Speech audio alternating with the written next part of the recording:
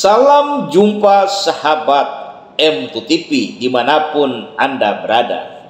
Kembali kami hadir untuk mengulas isu-isu yang lagi viral di media sosial maupun di media-media cetak, terkhusus tentang dinamika politik yang sedang terjadi pada saat ini. Tetapi sebelum kami lanjutkan ulasan ini, jangan lupa subscribe, like, dan komen konten-konten M2TV, biar kami akan tetap eksis untuk mengulas isu-isu menarik dan tentu pasti akan sangat menghebohkan. Baiklah sahabat M2TV, kali ini kami akan mengulas tentang ketika Prabowo Subianto dan Anies Rashid Baswedan sama-sama dicap sebagai pengkhianat.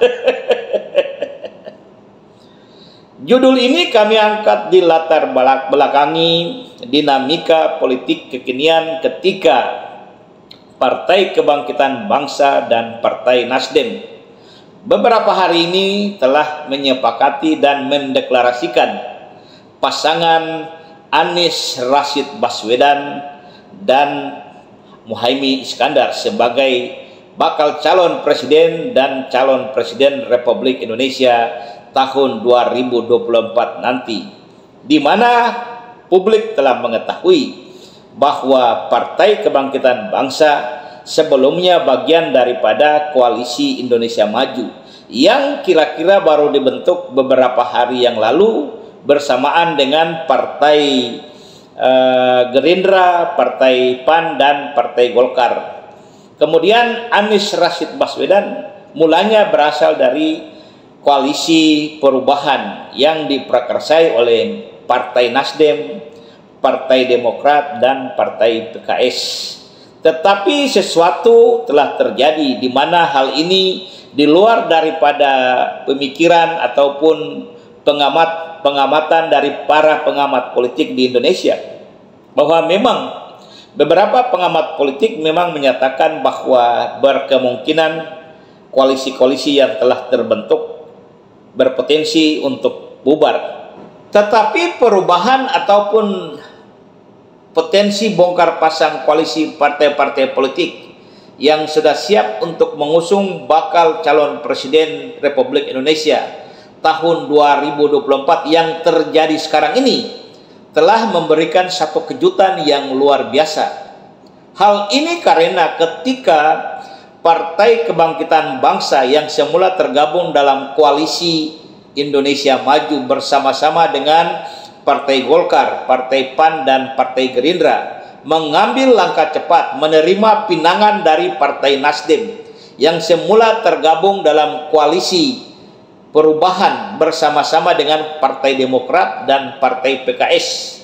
Kemudian secara serta-merta telah melakukan deklarasi pasangan calon presiden dan wakil presiden Anies Rashid Baswedan berpasangan dengan Muhaimin Iskandar. Hal ini telah membuat publik menjadi bertanya-tanya, kok sampai sebegini warna atau corak ataupun budaya politik bangsa kita.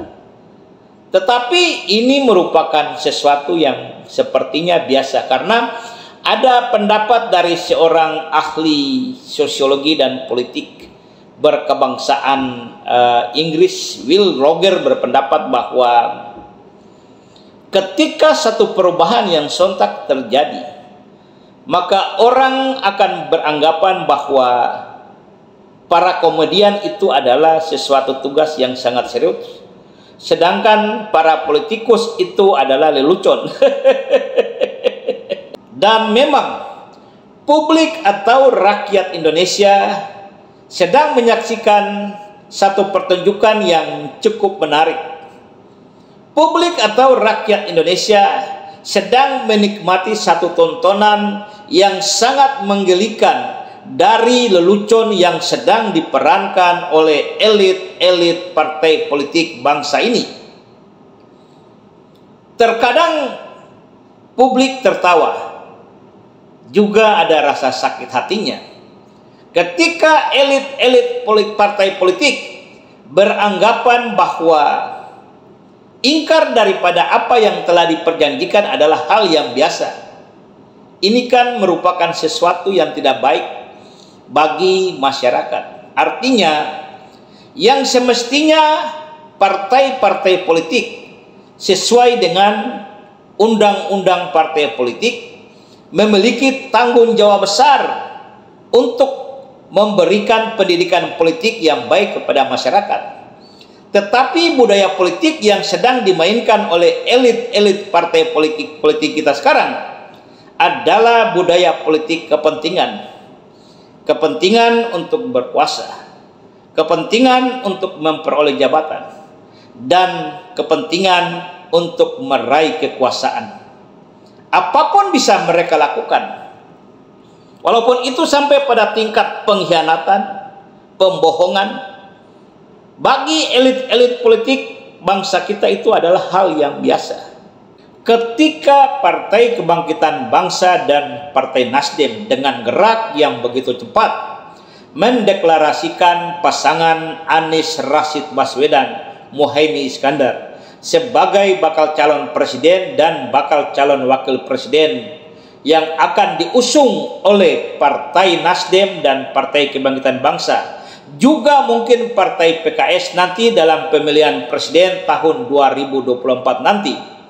Lalu muncul statement-statement yang sangat keras dari elit partai bahkan simpatisan Partai Demokrat.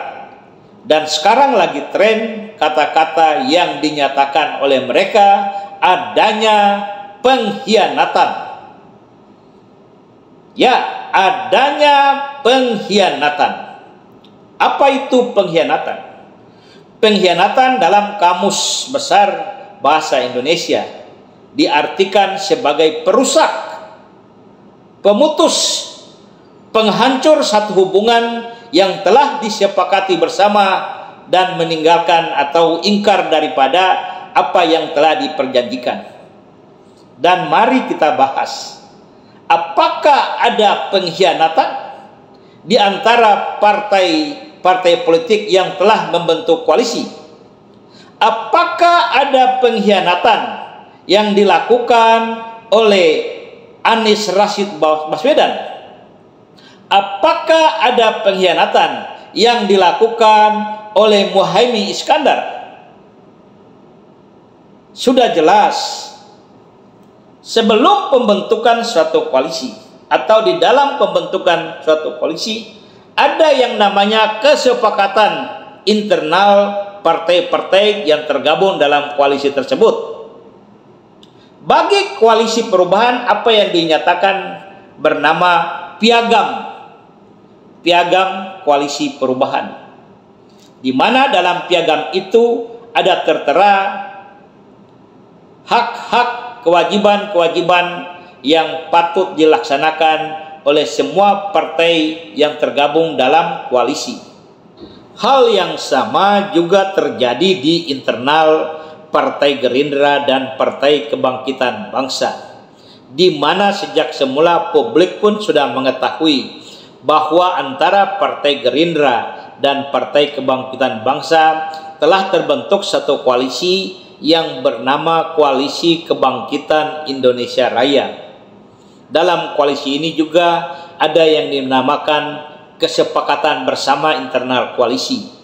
Salah satu poin di dalam internal perjanjian itu adalah hal tentang penentuan bakal calon wakil presiden harus disepakati oleh Partai Kebangkitan Bangsa dan Partai Gerindra. Artinya, dengan poin ini Partai Kebangkitan Bangsa sudah mempersepsikan bahwa kewenangan untuk menentukan bakal calon wakil presiden itu ada di tangan Partai Kebangkitan Bangsa. Tetapi dalam kenyataannya, setelah Partai Golkar dan Partai PAN bergabung dalam Koalisi Kebangkitan Indonesia Raya, ada tindakan, sikap, dan cara-cara yang dibangun oleh Prabowo Subianto yang menurut Partai Kebangkitan Bangsa sudah lari daripada apa yang telah disepakati. Yang pertama sekali, ketika Partai Kebangkitan Bangsa mendesak supaya segera melakukan koordinasi penentuan siapa bakal calon wakil presiden yang akan diusung oleh Koalisi Kebangkitan Indonesia Raya, Partai Kebangkitan Bangsa tidak mendapatkan jawaban apapun dari Prabowo. Ini sudah menunjukkan salah satu yang tidak tertuang dalam apa yang sudah diperjanjikan.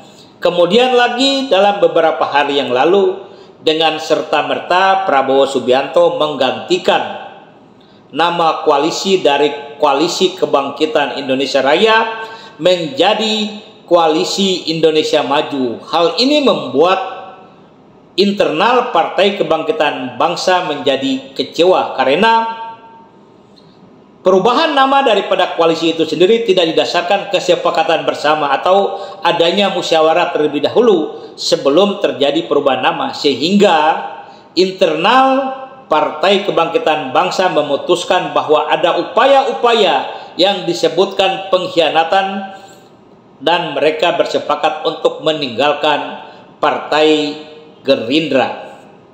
Belum hilang dari memori kita peristiwa pemilihan presiden tahun 2019, di mana pada saat itu harus berhadapan Insinyur Joko Widodo melawan Prabowo Subianto.